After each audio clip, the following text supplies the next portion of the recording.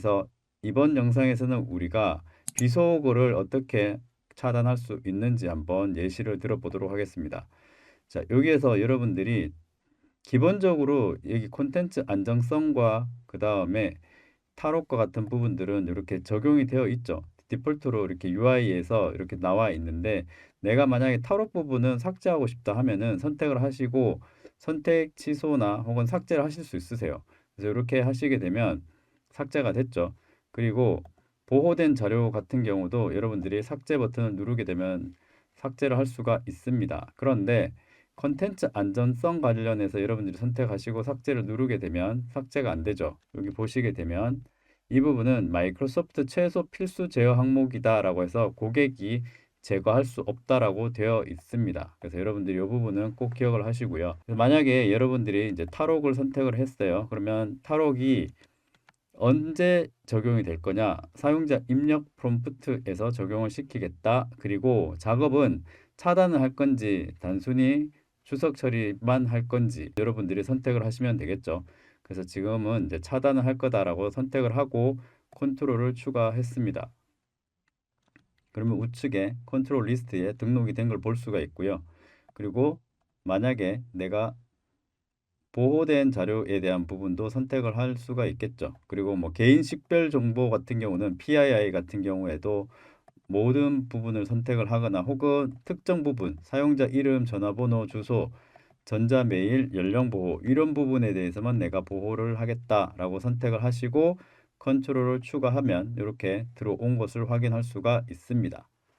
자, 그리고 차단 목록을 클릭을 하게 되면 여기에서 내가 어떤 부분을 차단을 할 건지를 선택을 할 수가 있습니다. 미리 제가 만들어 놓은 블랙리스트 582라고 하는 사용자 지정 차단 목록이 있죠. 이걸 내가 선택을 한번 해보도록 하겠습니다.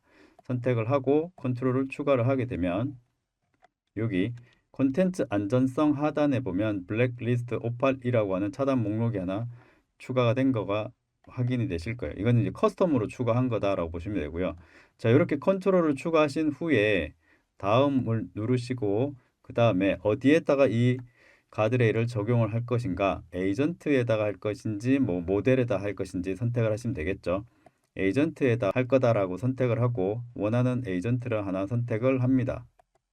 그리고 다음을 누르고 해당 가드레일의 이름을 지정을 하면 되겠죠. 가드레일 이름은 가드레일 데모 1로 정하도록 하겠습니다. 그리고 스트리밍 모드를 기본값으로 해서 선택을 했습니다. 자, 그 다음에 제출을 누르면 해당 가드레일이 이제 생성이 되겠죠. 자, 이렇게 가드레일이 생성이 되었고 가드레일의 적용 대상이 에이전트다라고 설정을 확인할 수가 있습니다. 그래서 어떤 컨트롤을 추가했는지 클릭해서 상세하게 다시 한번 확인해 볼 수도 있고요. 만약에 필요한 경우는 수정하실 수가 있습니다. 편집 버튼 누르시고 수정하시면 되겠죠. 자, 그런데 앞서 제가 이 가드레일을 만들 때 차단 목록을 선택을 했었잖아요. 그 차단 목록을 보시게 되면 가드레일 옆에 차단 목록이 있습니다. 그래서 이 차단 목록을 한번 클릭을 한 후에 편집 버튼을 눌러 보겠습니다.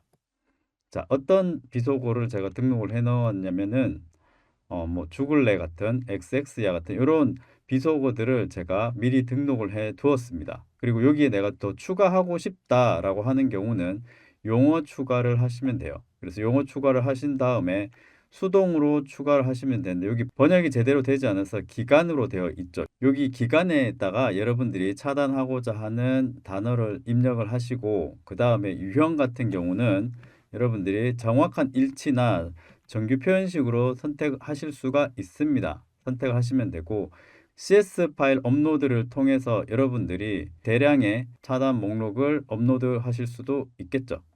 CSV 파일을 한번 샘플을 보시게 되면 이런 형태로 되어 있습니다.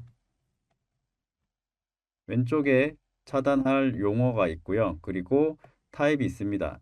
정확하게 매치할 건지 아니면 정규 표현식으로 쓸 건지 이 포맷을 가지고 여러분들이 추가하시면 되겠죠. 그래서 지금 이제 수동으로 용어 입력을 제가 한번 샘플로 한번 보여드리도록 할게요. 바보라고 하는 단어를 입력을 하고 정확한 일치를 선택을 하고 추가를 누르도록 하겠습니다. 추가 버튼을 꼭 눌러야지만 등록이 됩니다. 그리고 만들기를 클릭을 했습니다. 자, 그러면 이렇게 차단할 용어가 들어갔죠. 자, 그럼 테스트를 한번 해보도록 하겠습니다. 자, 에이전트로 가서 에이전트에서 여러분들이 적용된 가드레일을 한번 확인을 해 보셔야겠죠. 에이전트에 적용된 가드레일을 보시기 위해서는 하단에 있는 가드레일을 클릭하시게 되면 적용된 가드레일 이름을 확인하실 수가 있으세요. 그래서 여기서 한번 테스트를 한번 해보도록 하겠습니다. 추천 상품은 바보 같은 설명입니다 라고 입력을 했어요. 예를 들어서 자, 그리고 실제로 프롬프트를 입력을 했더니 어떻게 되나요? 바로 가드레일에 의해서 차단이 되었죠. 이런 식으로 우리가 가드레일을 설정할 수가 있게 되는 거죠.